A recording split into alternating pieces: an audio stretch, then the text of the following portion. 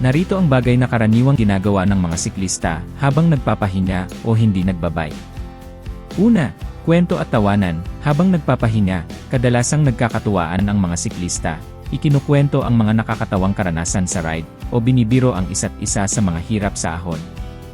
Isang pahinga na puno ng tawanan. Pangalawa, pagkuha ng mga larawan. Hindi mawawala ang pagkuha ng larawan. Mapa-scenery man o group shot kasama ang mga kapwa siklista, siguradong may kuha ng bawat memorable moment sa bawat stopover.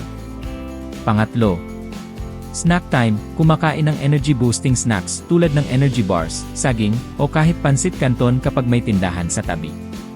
Minsan, ang tindahan mismo ang pinaka-inaabangang bahagi ng ride. Pang-apat, stretching at pag-ayos ng bike. Kapag napagod o may naramdaman sa muscles, mabilis ang stretching ang ginagawa.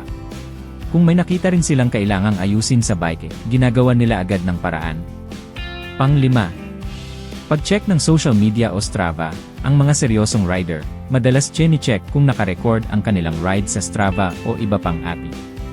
Kung may signal, i-check din nila ang kanilang social media, minsan pa nga ay live update pa.